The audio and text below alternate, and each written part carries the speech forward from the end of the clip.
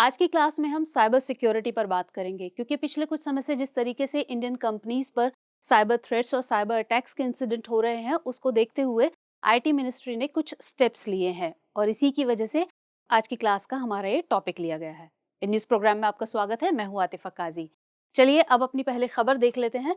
तो मंत्रालय ने कहा है कि वैक्सीन, लॉजिस्टिक्स, फार्मास्यूटिकल और पावर सेक्टर की जो इंडियन कंपनीज हैं, अगर उनके साथ कोई भी या कोई बड़ा साइबर सिक्योरिटी इंसिडेंट उन्हें देखने को मिलता है, उनके सामने पेश आता है, any and all major cyber security incidents, तो उसके लिए उन्हें हर हफ्ते रिपोर्ट करनी होगी। वो ये रिपोर्ट किसको करेंगे? कंप्यूटर इमरजेंसी रिस्पांस टीम यानी सर्टेन को हर हफ्ते इसके बारे में उन्हें बताना होगा, रिपोर्ट करनी होगी। अब सरकार द्वारा ये इनिशिएटिव जो लिया गया है वो पिछले एक साल में जिस तरीके से साइबर थ्रेट्स का ग्राफ बढ़ रहा है उसको देखते हुए लिया गया है और ये कई कंट्रीज से जैसे कि चाइना, रशिया और उज्बेकिस्तान से इस तरीके की साइबर थ्रेट्स इंडियन कंपनीज को मिल रही हैं। तो इसको देखते हुए सरकार ने ये इनिशिएटिव लिया है। अब यहाँ कुछ बातें की गई हैं, जैसे सर्ट-इन की बात है कि सर्ट-इन यानी कंप्यूटर इमरजेंसी रिस्पांस टीम, ये क्या है? या साइबर थ्रेट के लिए सरकार ने जो आईटी मिनिस्ट्री ने बात की है, वैक्सीन, लॉजिस्टिक्स, फार्मास्यूटिकल और पावर सेक्टर को मेंशन किया है यहाँ। तो उन सबको के क्या रीज़न है और क्या स्टेप्स लिए गए हैं और क्या बताया गया है पूरा, तो उससे रिलेटेड हम पहले मुख्य बातें देखेंगे, उसके बाद हम आगे अपने बात करेंगे सर्टेन क्या है, सरकार द्वारा क्या इसके लिए कदम उठाए गए हैं, चैलेंजेस क्या-क्या हैं हमारे सामने, उन सभी पर, और क्या आगे के राह हो सकती है, क्या वे फॉरवर्ड हो सकता है, उन सब पर हम बात करेंगे। लेकिन पहले इससे रिलेटेड जो हाइलाइट्स हैं उसको हम जान लेते हैं कि उसमें क्या बात की गई है। तो सर्टेन को रिपोर्ट करना होगा। तो सर्टेन ने कहा है कि जो पिछला एक साल है उसमें इन साइबर थ्रेट्स की फ्रीक्वेंसी यानी साइबर अटैक्स की जो फ्रीक्वेंसी है वो काफ़ी ज़्यादा बढ़ी है।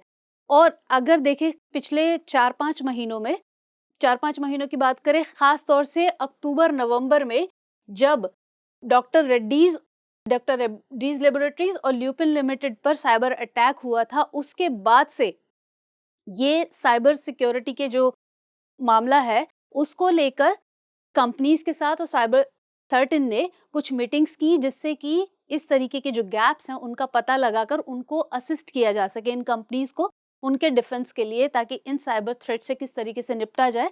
इन सब के असिस्टेंस के लिए इनसे मीटिंग्स की गई और उसके बारे में तय किया गया कि किस तरीके से आगे आपको स्टेप्स लेने हैं, इसकी बात की गई।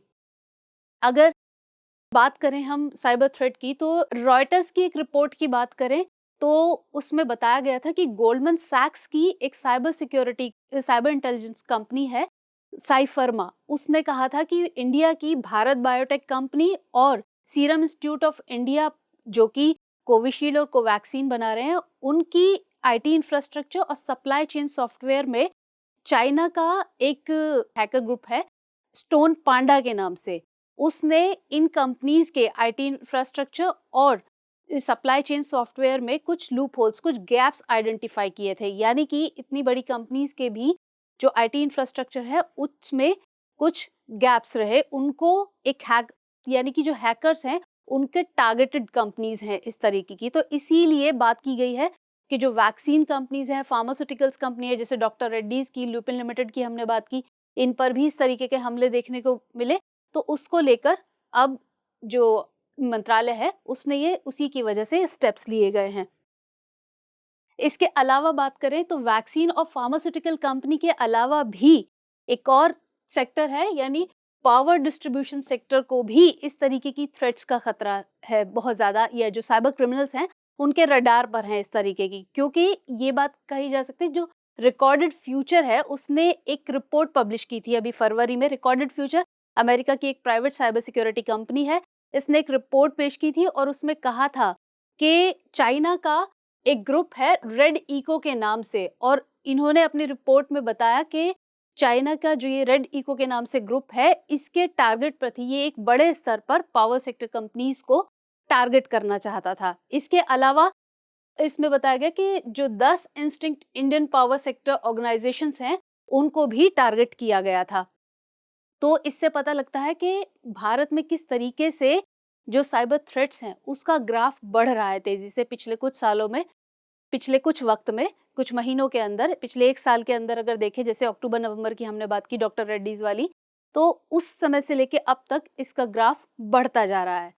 तो ये जो हमने खबर देखी, ये इसके की पॉइंट्स देखे, अब ये जानना ज़रूरी है पहले कि साइबर क्राइम क्या है, साइबर अटैक क्या है और साइबर सिक्योरिटी क्या है।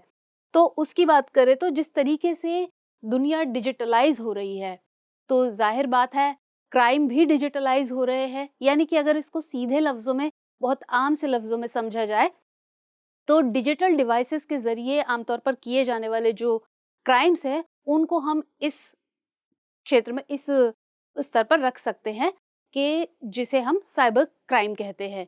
साइबर क्राइम यानी कि जो एक डिजिटल डिवाइसेस के थ्रू होता है। किस तरीके से होता है? तो किस तरीके से, यानी कि किसमें किसी भी एक कंप्यूटर या किसी भी एक डिजिटल डिवाइस की सिक्योरिटी को ब्रीच कर लिया जाता है, उसे हैक कर लिया जाता है और फिर उसके बाद बाकी के डिवाइसेस को उससे अटैच करके उन पर अटैक किया जाता है। तो ये होता है साइबर क्राइम, यानी कि डिजिटल डिवाइसेस के थ्रू किया जाने वाला क्राइम। और इसके अंदर क्या है? Hacking, software, piracy, fishing, cyber stalking, credit card fraud वगैरह इसमें शामिल होते हैं। फिशिंग यानी कि जो मेलिशियस ईमेल्स के थ्रू या उनके ज़रिए किसी की भी पर्सनल इन्फॉर्मेशन, डेटा या पासवर्ड्स या क्रेडिट कार्ड इन्फॉर्मेशन वगैरह, ये सब हासिल करने के लिए ये सब किया जाता है। इसमें क्या होता है? जैसे मैंने बताया कि कंप्यूटर नेटवर्क या किसी भी डिवाइस को, किसी भी डिजिटल डिवाइस को इसमें टारगेट करके अटैक किया जाता है, उसकी सिक्योरिटी को ब्रीच करके।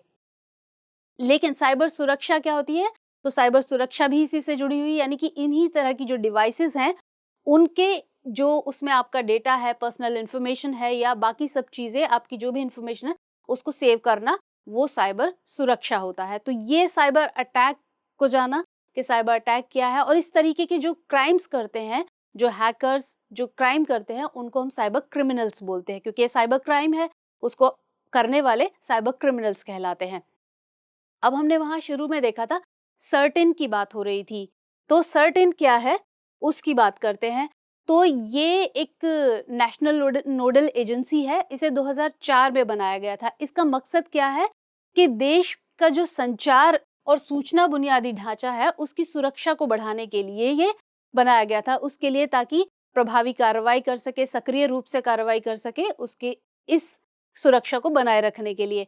इसका उद्देश्य है कंप्यूटर की सुरक्षा से जुड़ी जो भी घटनाएं हैं, उनके संदर्भ में कार्रवाई करना। यानी कि अगर कोई भी इस तरीके की घटना सामने आती है, साइबर थ्रेट आती है, साइबर अटैक होता है, तो उससे जुड़ी जो भी घटनाएं, इस तरीके की जो भी घटनाएं हैं, उनके लिए कार्रवाई करना। इसके अलावा अगर कोई भी इस तरीके का अटैक होता है, उसकी रोकथाम के लिए उपाय करना। जैसे हमने देखा कि जो अटैक हुए जिन कंपनीज पर, तो उनको असिस्ट करना, उनको उनके डिफेंस के उपाय बताना और साथ साथ उनको असिस्ट करना। और अगर कोई भी इस तरह की रिपोर्ट आती है, क्योंकि उसमें उन्होंने कहा कि हर हफ्ते रिपोर्ट करना होगा सर्टेन को, आईटी मंत्रालय ने कहा, तो जब यहाँ पर कोई रिपोर्ट आती है तो उसके लिए वो रिस्पॉन्ड करता है कि जो भी रिपोर्ट आई इस तरीके की, उसमें क्या उसको किस तरीके से मदद दी जा सकती है, क्या डिफेंस के उसके लिए उपाय किए जा सकते हैं, उनको रिस्पॉन्ड भी करता है, साथ साथ रोकथाम का काम भी करता है और इस तरीके की रिपोर्ट्स के लिए रिस्पॉन्ड भी करता है। और इसके साथ साथ जो आम लोग हैं, उनको साइबर सिक्योरिटी को लेकर अवेयरनेस फैलाना उनमें, कि किस तरीके से वो साइबर क्राइम से बच सकते हैं, साइबर थ्रेट से बच सकते हैं, इसको लेकर लोगों में जागरूकता का प्रसार करना। तो ये सर्टेन की बात हुई। लेकिन इसे सूचना प्रौद्योगिकी संशोधन अधिनियम 2008 के तहत कुछ कार्य इसके तय किए गए हैं। वो क्या कार्य हैं? कि ये संग्रह और विश्लेषण और प्रसार करता है कि इसका जो साइबर घटनाएं हैं, उनका और उनकी जानकारी का, उसको संग्रह करता है, उसका विश्लेषण करता है और उसका प्रसार करता है। इसके अलावा पूर्वानुमान और अलर्ट करता है। सुरक्षा, जो साइबर सुरक्षा की घटनाएं हैं, उनको लेकर करता है। और इनसे निपटने के लिए, इस तरीके की जितने भी घटनाएं होती हैं, उनसे निपटने के लिए क्या आपातकालीन उपाय हैं, उसको भी ये करता है। इसके अलावा ये प्रतिक्रिया गतिविधियों में समन्वय करता है, यानी कि जो भी रिपोर्ट आई, जो भी इस तरीके की घटना होती है, इसको रिपोर्ट की जाती है, तो उसको रिस्पॉन्ड करता है और साथ साथ उनको असिस्ट करता है, उनके साथ मिलकर काम करता है, कंपनीज के साथ मिलकर।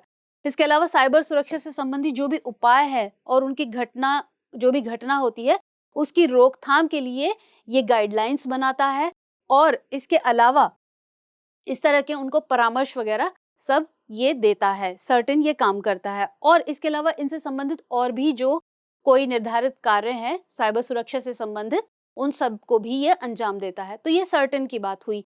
अब हम बात करते हैं चैलेंजेस की, कि हमारे सामने जैसे हमने देखा कि बड़ी जो कंपनीज हैं उनमें उनके भी आईटी इंफ्रास्ट्रक्चर में किस तरह से गैप्स आइडेंटिफाई कर रहे हैं हैकर, तो क्या चैलेंजेस हैं हमारे सामने उसकी बात करते हैं। तो सबसे पहला तो अगर हम आम लोगों की भी बात करें तो तकनीकी जागरूकता की कमी, यानी कि जो लेटेस्ट टेक्नोलॉजी है उसके बारे में सही तरीके से जानकारी ना होना, अप टू डेट ना रहना। यानी हम जो डिजिटल डिवाइसेस यूज़ करते हैं, जो भी हम कोई भी एक प्लेटफॉर्म यूज़ करते हैं, कुछ भी हम जो कंप्यूटर्स पर काम करते हैं उसको लेकर पूरी तरीके से अपडेट ना रहना, अवेयर ना रहना पूरी तरीके से, इसकी भी कई बार कमी होती है।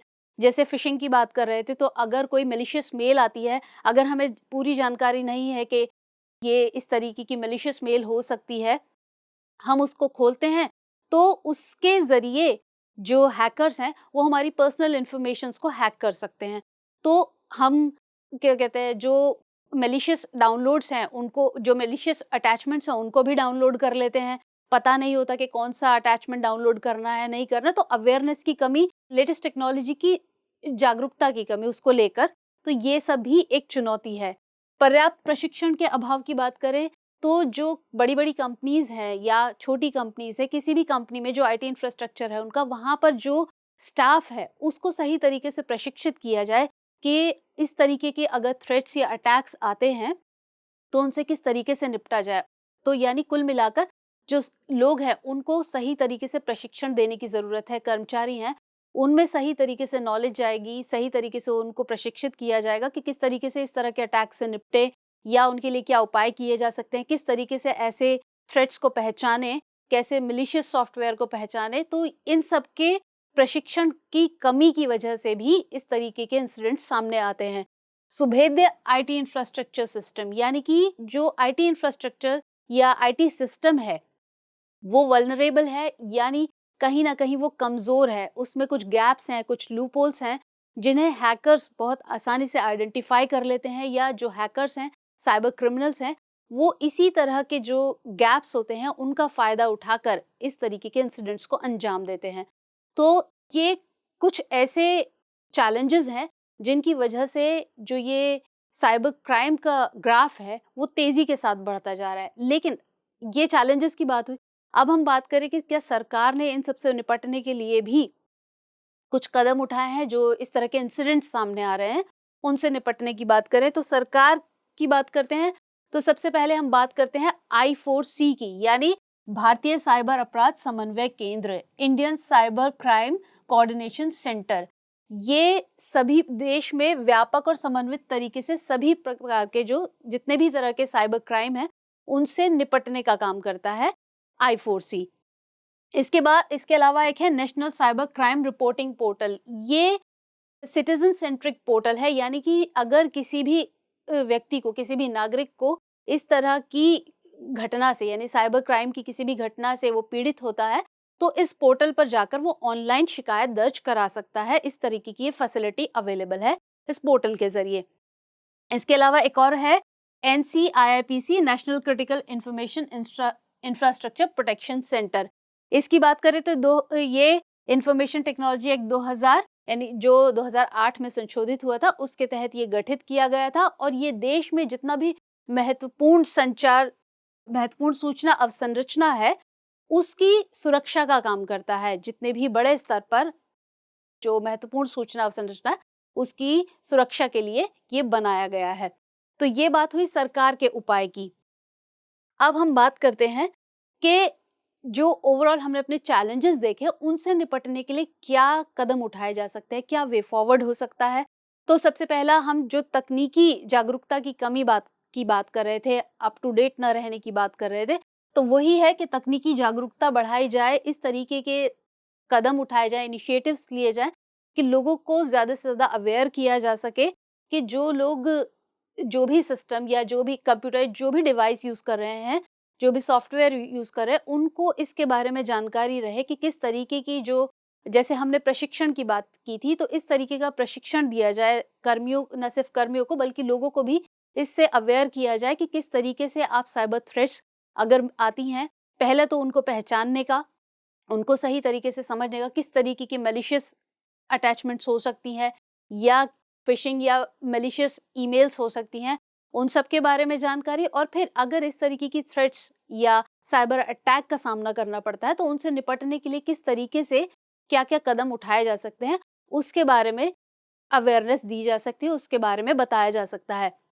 इसके अलावा जो जो हम पासवर्ड्स की, अपनी सेफ्टी की बात करते हैं, अपने जो पर्सनल इन्फॉर्मेशन है उसकी सेफ्टी की, तो सबसे पहला तो ये कि बहुत एक स्ट्रॉन्ग पासवर्ड रखें और साथ-साथ हर थोड़े-थोड़े टाइम पर उसको बदलते रहना बहुत ज़रूरी है। क्योंकि एक ही पासवर्ड को ना रखें, भले ही वो स्ट्रॉन्ग पासवर्ड रहेगा, लेकिन अगर हमेशा एक चलेगा तो बहुत संभावना है कि जो हैकर्स हैं, वो उसको हैक कर सके, उसको ब्रीच कर सके आपकी सिक्योरिटी को। तो एक स्ट्रॉन्ग पासवर्ड रखें और उसे समय-समय पर बदलते रहें, ये भी बहुत ज़रूरी है लोगों के लिए। अब जो हम कंपनीज़ की बात कर रहे थे, तो कुशल तकनीकी प्रशिक्षण, जैसे कि हमने बात की जो कंपनीज़ हैं, तो सर्टेन ने उनके साथ कोऑर्डिनेट किया और उनके जो भी कर्मचारी थे, उनको प्रशिक्षित किया सही तरीके से, जो आईटी इंफ्रास्ट्रक्चर में उनके जो लूपहोल्स थे, जो गैप्स थे, उनसे रिलेटेड भी बात की, उनसे रिलेटेड भी काम किया उस पर। तो इस तरीके से जो स्टाफ है आईटी इंफ्रास्ट्रक्चर में, उन सबको अच्छे तरीके से प्रशिक्षित किया जा सकता है, ताकि इस तरीके के अटैक्स को कम किया जा सके, पहचाना जा सके और इसमें कमी लाई जा सके। मजबूत आईटी इंफ्रास्ट्रक्चर के, जो हम जैसे अभी बात ही कर रहे थे कि ये भी एक चैलेंज है कि एक मजबूत आईटी इंफ्रास्ट्रक्चर का ना होना, तो इस तरीके के जो लूपहोल्स हैं, गैप्स हैं, उनको पहचाना जा सके और जो आईटी प्रोफेशनल्स हैं, उनके ज़रिए इस तरीके की कमी को दूर किया जा सके और इस तरह का एक मजबूत इंफ्रास्ट्रक्चर तैयार किया जा सके इसके लिए, जैसे कि इस तरह की जो घटनाएं बढ़ती जा रही हैं, उनसे आसानी से निपटा जा सके। ये हमारा वे फॉरवर्ड था। अब आप पहले क्वेश्चन देख लीजिए। आज जो हम क्वेश्चन है, वो हमने खुद से आपके लिए नहीं बनाया, बल्कि जो 2017 में सीएसई में पूछा गया था, वही क्वेश्चन आपके लिए है। तो पहले आप क्वेश्चन देख लीजिए, फिर आगे बात करते हैं। साइबर आक्रमण के संभावित खतरों की एवं इन्हें रोकने के लिए सुरक्षा ढांचे की विवेचना कीजिए। साइबर क्राइम की हम बात कर रहे थे कि साइबर क्राइम क्या होता है, यानी साइबर अपराध या साइबर अटैक क्या होता है, उसकी हमने बात की। उसे रोकने के लिए किस तरीके से क्या-क्या उपाय किए गए हैं, जैसे सुरक्षात्मक ढांचे की बात हो रही है, तो उसके बारे में ही आपको यहाँ बताना है। हमने पूरा स्टेप बाय स्टेप देखा, उसी के मद्देनजर आप इस तरह के क्वेश्चन का आंसर फ्रेम कर सकते हैं। तो ये था हमारा आज का टॉपिक। मुलाकात होगी कल फिर किसी नए और इम्पोर्टेंट टॉपिक के साथ। तब तक के लिए इजाजत दीजिए। जय हिंद।